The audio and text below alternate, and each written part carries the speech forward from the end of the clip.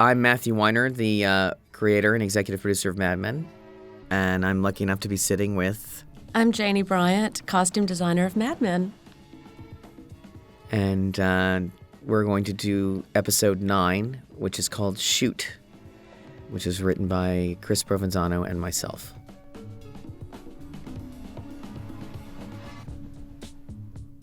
Yes, this is a pretty special episode for me. And for me. Yeah.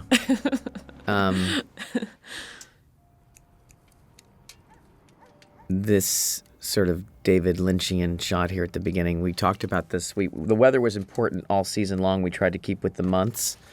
But you want to talk about just first of all, in general, like why this was a special circumstances for you, this episode? Well, because there are so many costume changes in this episode. There were 14 costume changes alone for Betty Draper. And so it was really intense. And there were also, like, different periods for the fashion show. So, it's about creating, like, a whole other look for Betty Draper. In that scene that we just saw. Yes. Oh, my God, that was I never told you this. That was such a stressful morning. Why? Because they had brought the trailers, and they didn't let us bring, like, the whole trailer. And so one of the pieces for Betty was forgotten. Oh, no. And so we had to do, like, this major alteration, like, right there in the morning. Oh, we were all, like, sweating. And especially when we're on location, we really have to have everything with us. Yeah. You can't, like, run out and get a shirt for Betty. Exactly. Although if you had to, being in Pasadena would be the place to have to do it, right? The best thrift shops in the world. This obviously is an amazing location. Yeah. And we have Dawn in an incredibly elegant evening out here. This is actually shot in Los Angeles at the I think it's the Los Angeles Theater, which, as you can see, is one of the most opulent places in the world. And this also was the first time that we saw him in such a dark suit. And he looks so gorgeous, doesn't he? He does. He is really handsome in there. And he's very official, and this man is flattering him. And what I love about this episode, too, and it's this moment coming up here, besides the fact that the man tells her that she looks like Grace Kelly, which was certainly a cue for you. We've always thought she looked like Grace Kelly. I'm sure January's heard that for a fair amount of her life. But the thing that I love what Adele is wearing here, the wife that was like, that's the perfect, to see a woman of the right age in that outfit. And she was so saucy, she's very sexy. That was what we wanted. And Betty, she's so beautiful. And Betty is so beautiful. Graceful. Yes. But the thing that I loved was it's kind of a departure from television. And of course, here's the thing that's also a period thing, which is that a man being left alone with another man's wife. It's always strange, but there's nothing to avoid. There's no way to avoid it here, but there's extra tension here because we don't really see her talk to anybody. We saw her talk to Roger in episode 2. And eventually in episode 11 it becomes an issue when this man comes in the house. But what I'm proud of is that this extraordinarily beautiful actress is playing Don's wife. And rather than doing the TV show thing where you're like, oh, look at that beautiful, there's his wife, and people comment on the fact that she is extraordinarily beautiful. They comment on the fact that she looks like Grace Kelly, and it's not some, TV show thing where you're just pretending like everyone in the world looks like this all the time. Yeah. Well, and for the costumes for this, we really wanted to have that effect of her really being presented in that way too, right? So sure. And don't you remember this whole dress thing? Because I loved this dress, and I loved that it was white, and so much of the themes of Betty Draper is that she wears so much white in the series. Yeah.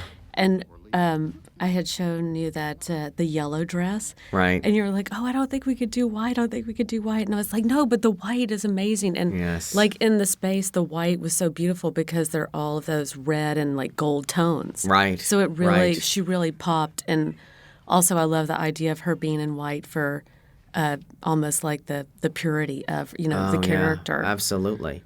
And the innocence, and a lot of that January brings that to it. She does. She also here's another thing that in terms of the way the story's working here. This story to me is about work. It's about beauty and how beauty is part of work. The other story in the story is about Peggy getting fat. So here's this woman who's made a living off of, as Jim Hobart says, that's some face. And also it's about women, obviously, and beauty, and how men treat them and what the value of that is. Mm-hmm. And Betty actually has a commercial value to her beauty. But I love this moment here because Dawn, she sort of is flattered, and it's all out in the open story-wise that this man was, trying to get to Dawn. It's all out in the open. There's no her thinking oh, he really wants me or anything. She knows what it is, but it's still, he does want her.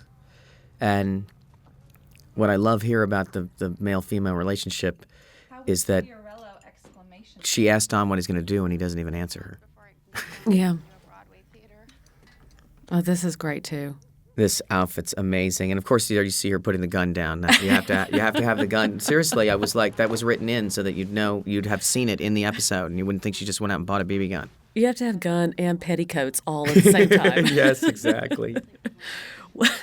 What would Mad Men be without that? I know. And then Francine, bless her heart, she has the little Chinese motif on her maternity costume. Her maternity costumes are, this is another woman like Elisabeth that when you see her on the street, I mean, not that she looks bad here, but when you see her on the street, she's like a stunning, gorgeous ingenue with legs up to her neck. I know. And then we sort of made her into this. I love how much taller she is than Betty, and it's not that she's gawky, but she has all I can tell you is she's a great actress, and I always feel like she's a real person and not just Trixie, Lucy's friend.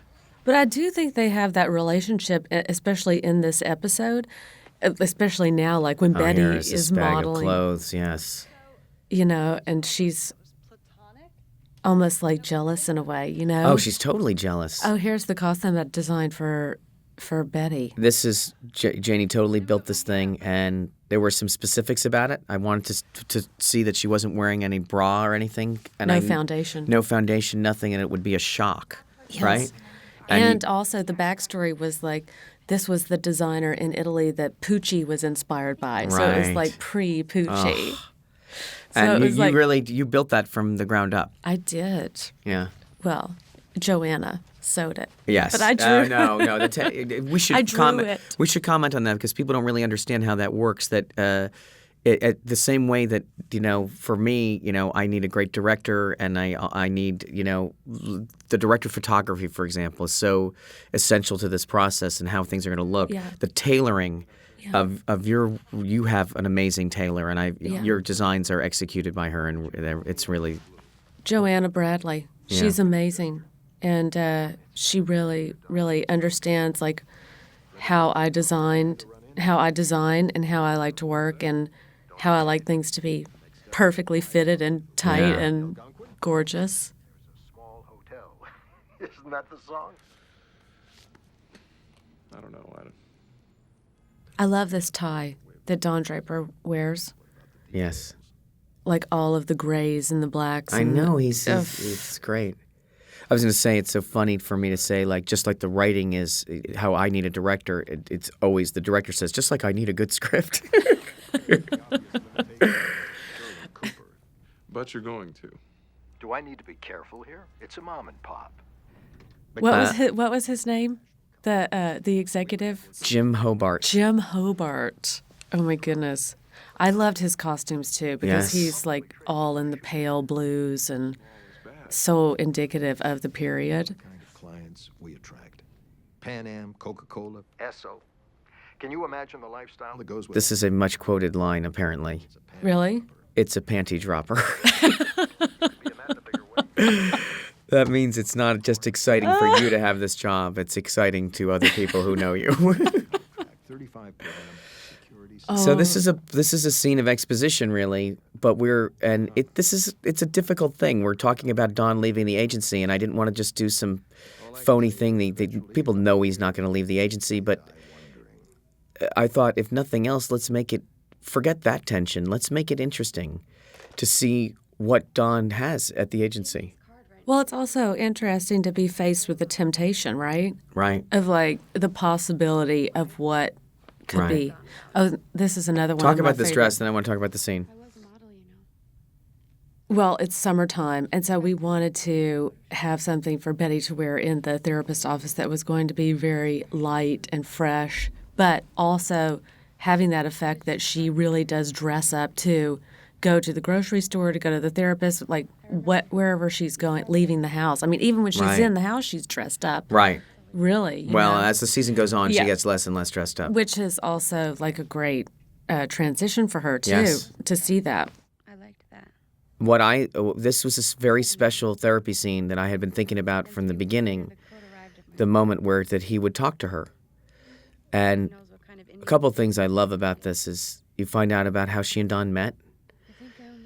You find that it's on her mind that this man gave her this card, and she talks herself into saying, like, why shouldn't I model? But you also find out about her mother. Yeah.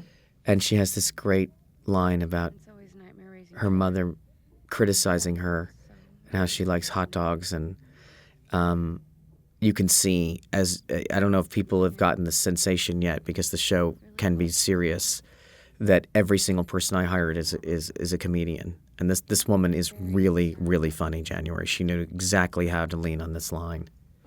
She is a total crack up. She cracks me up. And I love how angry she gets. Yeah, and I like hot dogs. It's like she's just resigned to it. I know. But there's such, she has put so much pressure on herself about always having to have this outward appearance, you know? Yeah. It's so much pressure. Yeah. And I think that she really resents it. She says, and there's no reward for it. Her mother gave her 2 messages. You're going to get stout, which I love. My grandfather used to say that to me. And he was right. I'm serious. That's where that word comes from. You know it's time travel, that word. And then he says to her, and Hillary Jacobs was my advisor on the sort of historical nature of this therapy. You're sitting up? And I was like, so what does she say when he yells at her? What does she say when he speaks to her? She's going to yell at him.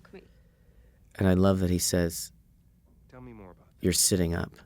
Yeah. I didn't write that line. Hillary gave me that. And here she is saying, I'm entitled.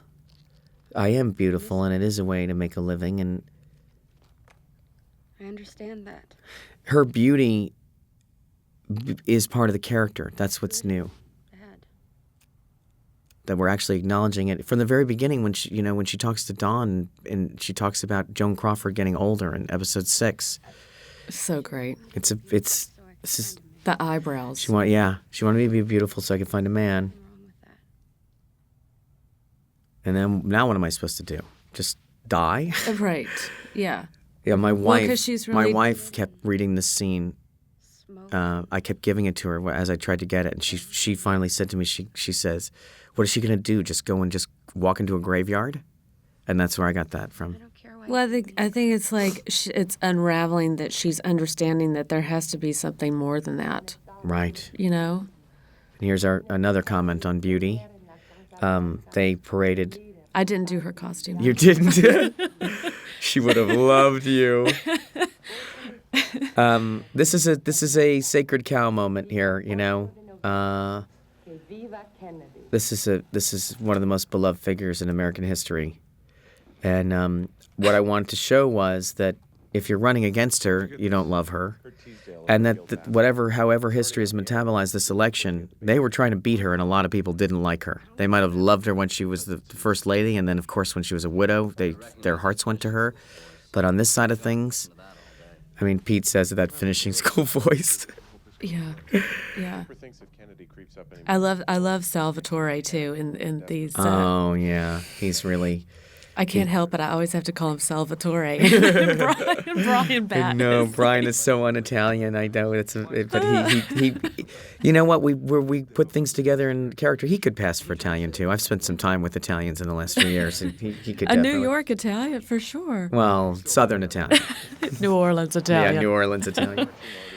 Look at these guys. Matt, come on. No wonder the style is so popular now. I know, they look amazing. And there's a great thing here, too, which is that Dawn, this story-wise here, they're not just talking about what she looks like. Dawn is frustrated by the fact that they're on the losing side of this thing and they are not part of the campaign. She's reading Vogue. Betty. Yes. This nightgown. In chiffon. You gotta love it. The peignoir. You know I do. I think I know that I wrote the word peignoir into the script. You got to tell people that even though I definitely am not a designer, that I definitely ask you for stuff. You know what? Can we just say that inside that refrigerator, the pineapple-covered ham? Yeah, that was in the script. That's so great. That was in the script. You know, I used to always go to Christmas events and see that thing on the table and totally gag. And I was like, it has to be a canned ham. And I love this here. When she asks him if she can work, you're kind of expecting him to be horrible to her. And he's her husband. They're married. No matter what else he's doing or anything like that. This is his wife and the mother of his children.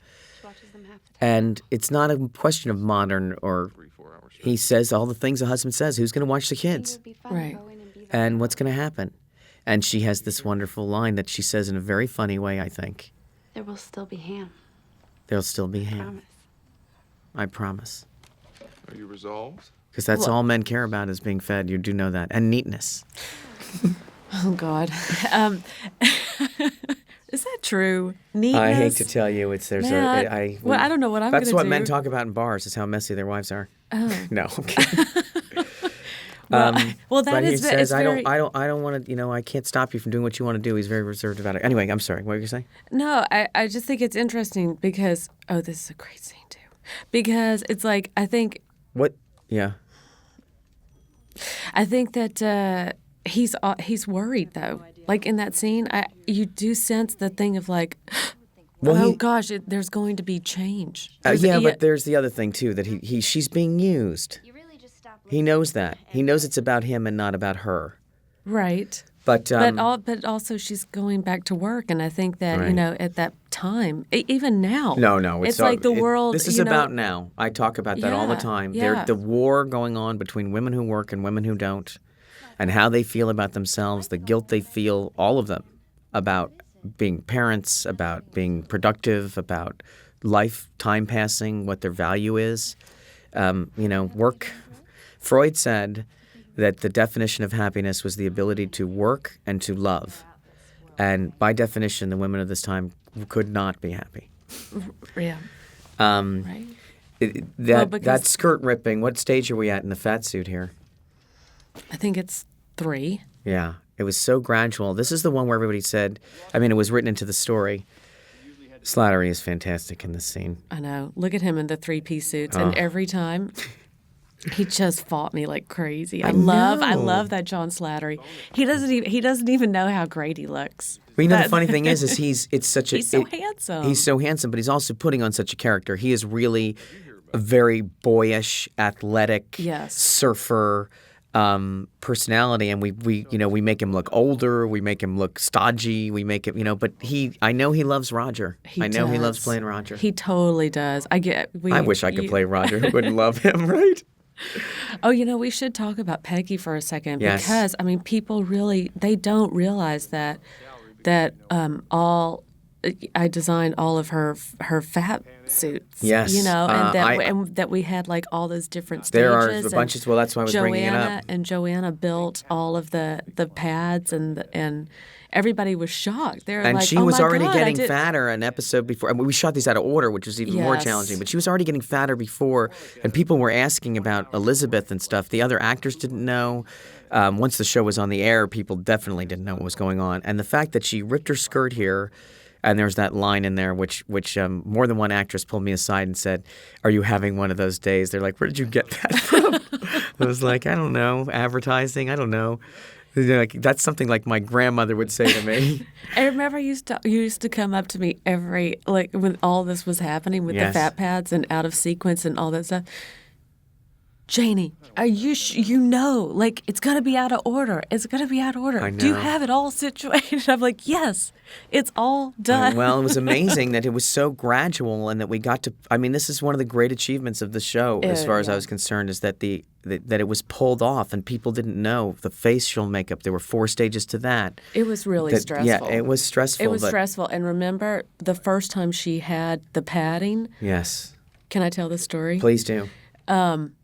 We had I had put the pads on her, and she came to set, and you saw her, and you're like, oh, Janie, I think her boobs need to be bigger. Right. And because she had on that tight sweater. Right. And so Just for the record, I don't say that all the time. Yeah, you wouldn't want to be inappropriate. So I took her back and padded her bra more. Right. And Elisabeth was so amazing because she felt really self-conscious because it was the first time, we had seen her in the padding and stuff, and she was incredible. And I just kept saying to her, it's good, it's good, it's good. And you took a picture and she looked crestfallen. She looked as if someone had died. She was a totally different person. Yeah. This is another challenge here. Okay, yeah. so she's wearing Joan's dress. And we didn't even comment on what Joan was wearing in the scene in the break room, where she's wearing that amazing dress with the chartreuse and everything. Oh, but gosh. Joan's dress here, it was in the script that it would be ugly and too big, and I didn't even know how that would come off. But it definitely is believable that she can't pull this dress off. It's a bad color for her. It's ill-fitting. And then it's just an opportunity for me to tell a series of fat jokes. I always imagine. And for boys to be mean. For boys to be mean. And for Pete, here's an interesting part of this story to me, too, is that Pete's upset. He slept with Peggy at this. Oh, okay. Here's like 9 amazing outfits in a row. Oh, yeah. And all the models. Like, this dress. I wanted them to be very modern, working girls. And also to see the girls, another set of women in a different, work environment. These girls are modern working women. Well, and the story of the scene is that Betty is behind the times. Exactly. And this dress was especially created for her because we had a conversation. I loved the graphicness of, like, her being in something totally 50s, black and white.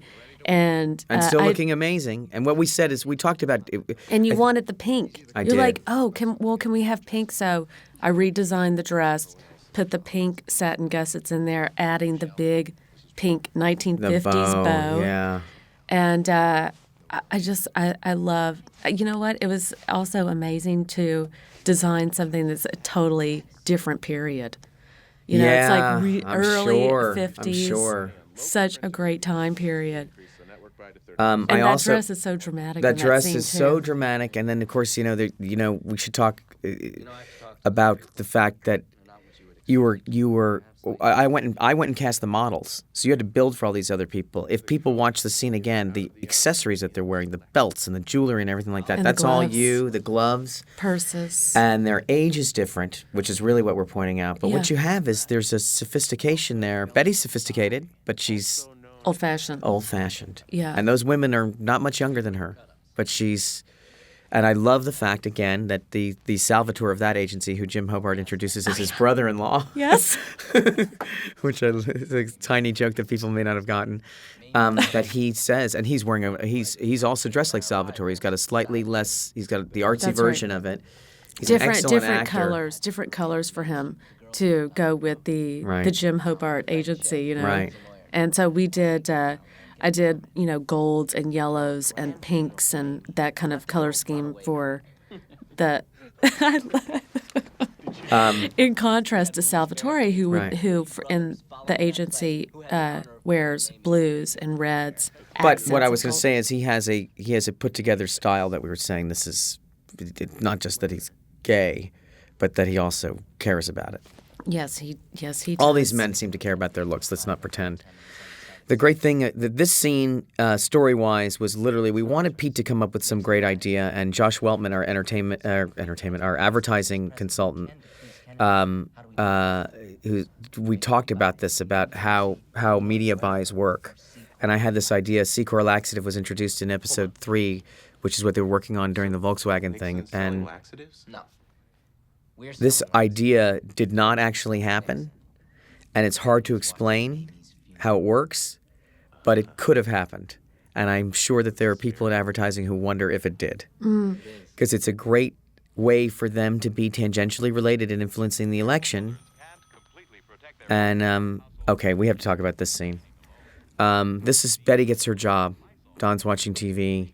And he's also very casual in this scene, too, which we rarely see him. His tie's down here, and I think in 13, that's it. I love this dress.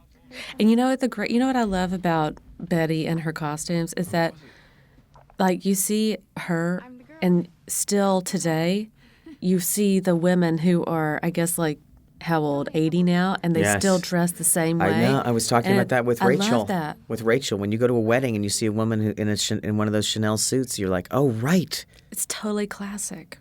And this is... This, to me, was about making sure there was a zipper on the back of this dress. Yes. That's all I cared about. I know, because I was thinking that, that he would unbutton from the front. And you said... Oh, but Janie, don't you think it's sexier for him to unzip the back? And I was like, okay, we'll make that happen. Janie and I. Matt, we'll make that happen. It's literally like both of us trying to fight over whose fetish gets indulged first. It's back zips or front buttons. Yeah, I or know. tap pants. Or tap pants, I know. And the actors get to enjoy this too. This is just, she's so sexy when she walks over to him. She got her job and she's so turned on, and she says, you have to admit you're a little proud of me. And then he says here, and she says yes. It's just, he got something else out of it. Do you think Could it be that she got self-esteem from getting employment? Could it be? Maybe just a little. But I don't think he likes that. He liked that. I know, but oh gosh. Can we just talk about the beauty of this for 1 second? Look at those flowers. That's, the whole imagery of this for me, when you had talked to me about like, oh, it's going to be a picnic. It's very Coca-Cola, like very, and then I imagined her dress being the garden as well. Oh, it's great. And it's so graphic, and the photographs were so And you beautiful. work with Dan, like who's gonna have the color in this thing, right? I know. You know what? Sometimes, I mean, you don't seriously, talk, and you just guys are in sync. We are. There's no time. Oh, this guy, he's hilarious. This guy, yeah. What did I say? I said I wanted Tom Bosley, and they brought this man in, and I was like, wow. People have said things that they think that effect is fake looking. I think it's amazing. It turns my stomach when the dog grabs the pigeon. And this is a story here, of course, that I hope people absorb the idea that there's Betty with her fake family and being the perfect mother with the dog and everything. And here she is with a real family. We didn't get a shot of this because we didn't have time, but they were eating chicken. There were just a bunch of chicken legs in the Pyrex there. And Sally was looking at it and saying, I don't want to eat it. What would Mad Men be without you, Matt, and commenting on the food? No, but I mean, they're eating the chicken because of the pigeons. She's just, her stomach's been that's what that was supposed to be. And there's all these bird legs in a plate in front of her. Oh, gosh. Now, the story works. My writer's assistant, Robin Veith, who's now a writer on the show, and she wrote 13, her mother, this happened. And the story, I heard the story, and we worked backwards on this episode to build it in for Betty, because it's about work and about family and how they don't go together and how frustrating it is for Betty. And her mother shot the pigeons, and it was the exact same thing where the dog attacked the pigeons, the neighbor threatened the dog, and her sister had these nightmares, and her mother went out and took care of it. I know. She didn't kill anything. It was just a statement to the neighbor, like, get the hell away from my kids. I love this nightgown for Betty. It's the blue. Blue chiffon. Just to go on another subject for a second, because look how beautiful it is, and it's all like pleated in the front, and with a little lace on top. It's great. I love it. I'm going to make a comment about. Go ahead. What you're saying? Don's pajamas. Well, you know what? I always like the headboard. Yeah. The blue of that headboard. It's spectacular. And then the light blue of her nightgown. And sort of like the odd juxtaposition of those two things, those two colors. Anyway, Dawn's pajamas. No, I was going to actually talk about that. There's a line here after she takes Sally in there. Their conversation about the nightmare, and I love this. To me, feels. I also love that January walks so. She's a tiny woman. She walks so heavy. And when we're always trying to turn it down in the sound mix because she's so forceful. But I love. There's a line here that I got a lot of comments about from the crew as well as from people who've watched the show. Where she says, he talks about her crying. She says, I want to take a picture of her crying like that. And people are like, it's so harsh. She's so terrible. And I just want to say, in defense of parenthood here, that is a genuine emotion. That, yes, you feel badly for your children when they're crying. You have empathy. But there is something so beautiful and they're needy and, That's not supposed to be a line about her being a terrible mother. That's supposed to be a line about her being an honest parent. Right. That's also a theme when they have their family photo too, though. Yeah, she does think Sally's fat. Right, she really criticizes. So, like her mom, Right. And it has nothing to do with Sally. Did you see those big tears? I really want to get a picture of her crying one day. It has to do with Betty's unhappiness. Well, again, like I told you, it's all about, it's not an accident that I have that line in there because it's about people taking pictures of people. It's about, what is the value of beauty? What do people look like? Yeah, right. Sally's going to be judged on that. It's the only thing she's going to be judged on by her mother. It's a lot of pressure, Matt. Oh, I'm sure. It's a lot of pressure to be a woman. Yeah, being a man. Nobody cares what you look like, right? Somebody. Look at this guy. Anybody can play that part. Somebody, oh God, look at Cooper. Come on, look at these guys. I want to say one more thing here. The top of that scene just makes me laugh. They're supposed to be kissing Don's ass, and because they don't know if he's going to go and if he can take him with him, and it's really, really amuses me. They do a great job of it. And Pete sells him out immediately. And this is the line where I feel like this is Robert Morse. Every commercial block on air. His cadence, it's so clogged up with. It's unpredictable. Whatever. Yeah. It's original. He's not putting it on. That is his way he speaks. That's his interpretation of language. And this thing, his delight. Put his pretty face on the radio. It's really right out of How to Succeed and True and everything you've ever seen him do. It's just it's nicely done. I love that. I know. He is really cute, isn't he? Oh.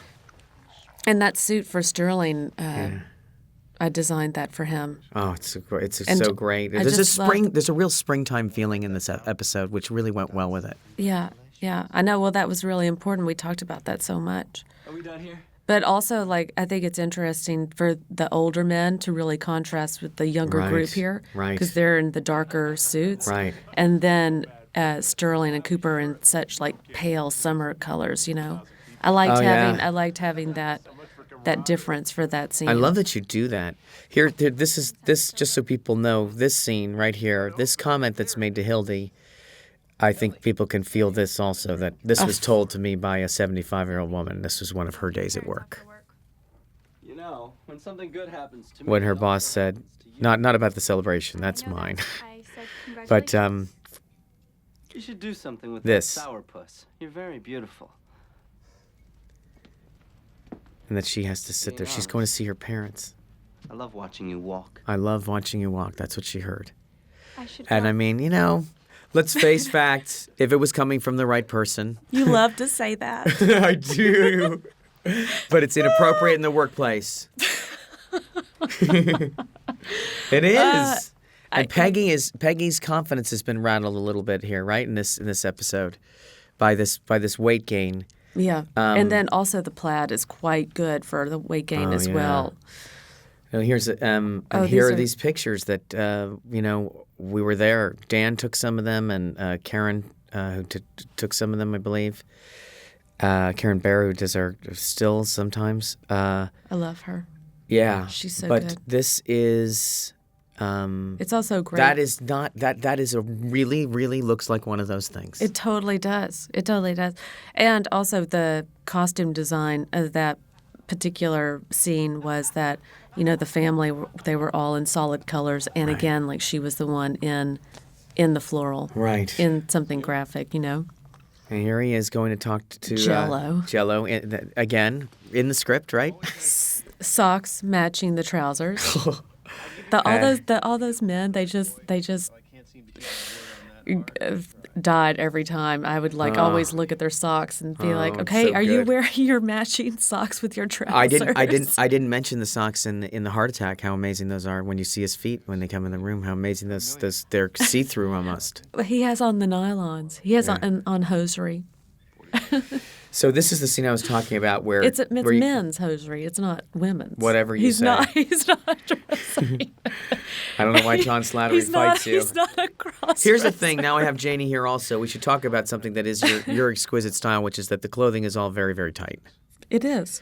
And because I like a perfect fit, but it's also very indicative of the period. And let me just comment on what you were saying, that everyone looks so good, but the men as well as the women, I mean, had a lot of help in that period. If a man went to Brooks Brothers, Paul Smith, whatever, I mean, they would have a proper tailor there to totally tailor their suit to have a proper fit. I mean, you know what I mean? It was like the service of the period. Yeah, as someone who buys used clothing, you cannot look at the size. When you put on the clothing, you can see that these things have all been fitted for individual bodies. Yes, and everybody looks better that way. They totally do, and but also, let's be honest, not everybody looks like these guys. You can get the best tailor in the world. You're not going to look like that if you buy that suit. Today. Yes. But isn't that the difference between designing a contemporary and a period show, right? Yes. I mean, that's all about the fit, and that is what a period show is about. I mean, contemporary as well, but I'm just saying to make things look real. Yes. And of the period. Now this scene was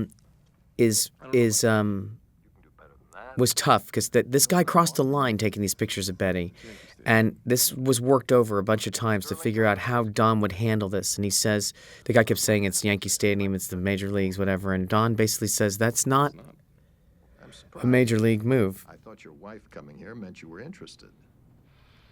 You always thought Don was glad that she... I saw the scene, like he was happy that it wasn't going to work out. Listen to this. Can't exactly say that was a big league move.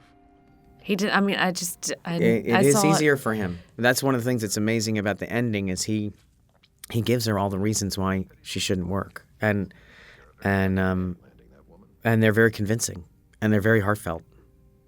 That's what I try and do. Is no one does anything for no reason. People aren't just bad. People do what they want. Now, okay, look at this woman. That's a blouse that I designed for Joan. Oh.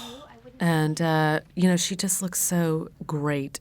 You know what? I love the whole thing of her having the red hair and that she wears red and I know, you never see that. that. You never see that. And it looks great on her. I know, because most redheads are like, ooh, I think red doesn't look good on me because I'm a redhead. But it's almost like so brazen. You know what I mean? You gotta, she totally takes control of it. Right. That's what I love about Joan. Well, what I love about Joan is that Joan is true to herself. Yes. And this scene is about her not even understanding why someone would want to work. She thinks, writing, she says, I thought you just wanted to get close to Paul. What she's saying to her is your physique is keeping you from getting what you want at this place, which is to find a husband. Again, about beauty. Can we talk about the pin on the chain? How much I love the pin on the chain. I'm bringing that back. You should. It's already back. It might be a gift from couture. It might be a gift from her mother. Yeah, for sure. I think we can even talk about it if we want to in the show. And it points is placed directly in the proper place. Yes, in the place where it's placed in the address where most people want to live. Can we just talk about those sweet little pin tucks on Peggy, on her blouse, on the pink blouse? It's amazing. It's like a tuxedo shirt or something. I mean, but the thing that's so great is that you have this. Look how beautiful Elisabeth is there too. Oh, she's so we tried to hide it, and you really can't. No. Also, it's so great to see them together.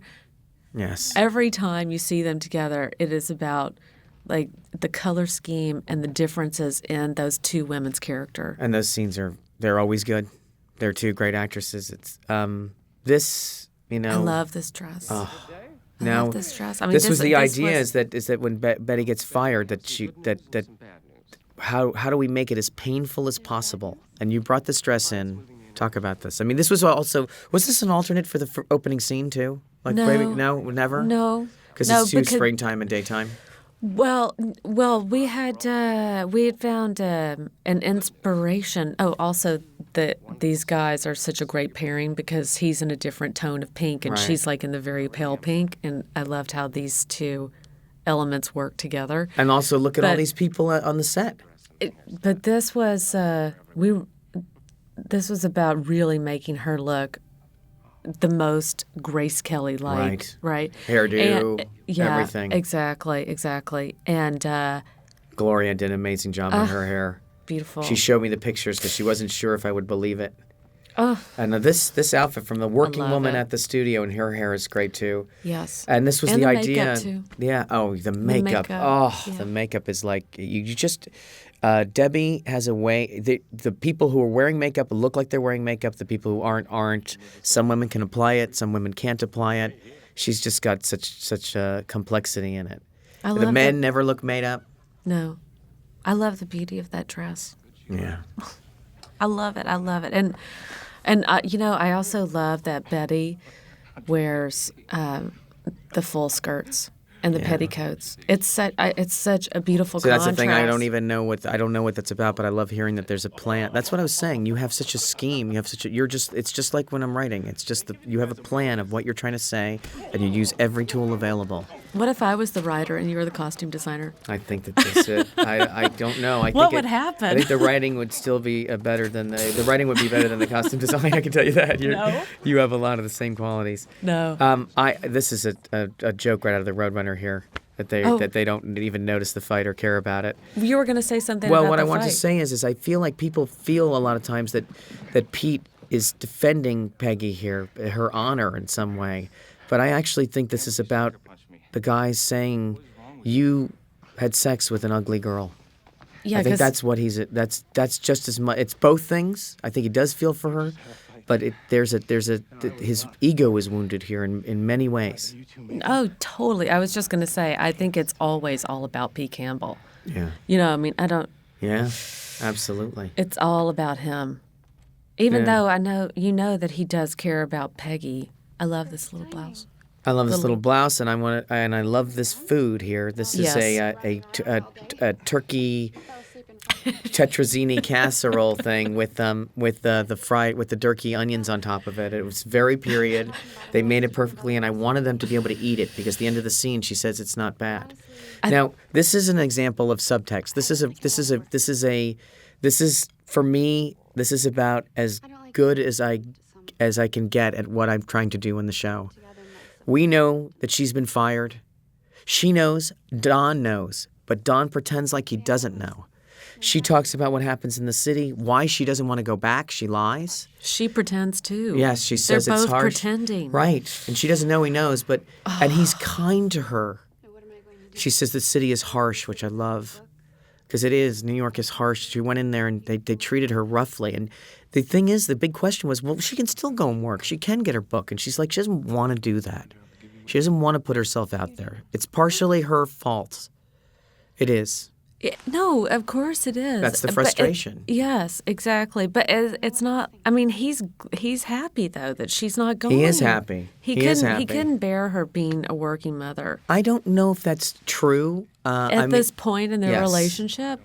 But he says it's not about the shirts. It's not about the food. You have a job. Take it seriously. You're great at it. You're a mom, and we know what this means to him, being a mother. I think she's as responsible for this also, too, because she could go out there and work, and she doesn't. She could go out there and take her book around and be a model. Well, yeah, because the thing is... But she doesn't want to have the stomach to face the rejection. Well, yes, or the courage to go out there and do it again. You know what I mean? Because, he, as a man... Yeah, that's true. has done that and does it every day. He has the experience. Right. And she doesn't know that yet. Because I'm sure that he has gone through that experience, too, in his career. Like trying... Well, he just got offered a job and turned it down. Right. That's what that was about. It's the same. It's just that she just doesn't go out there again to do it. No. And she's got a gilded cage. But the other thing about it here that I love here too is that he's not manipulating her. He is expressing his love for her. He really is. He does love her. The fact that it's not in her best interest, perhaps, he's not aware of that, I don't think. Right. Yeah.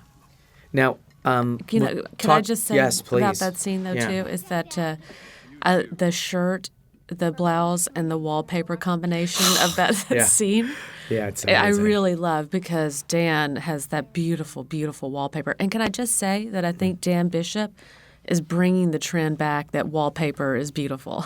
I know. And this wallpaper is one of these things, like that headboard, like Amy bringing the headboard, that I thought was too extreme, and then I saw it and I was like, nope, this is right. Now, this scene is supposed to look like a commercial.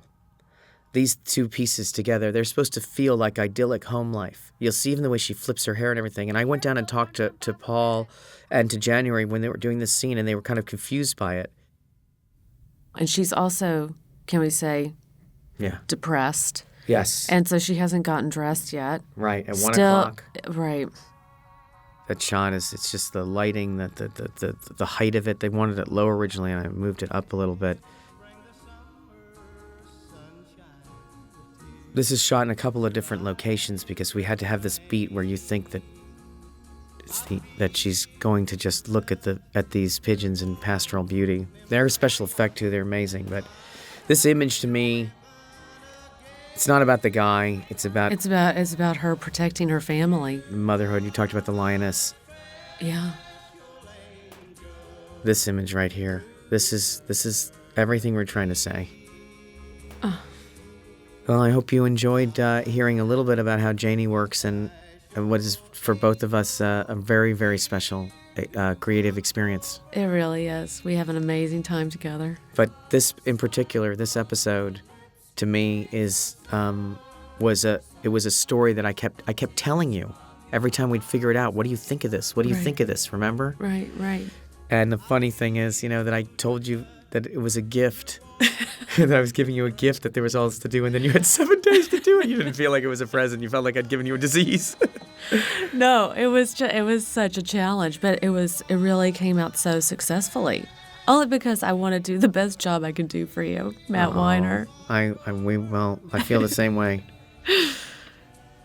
Goodbye. Goodbye.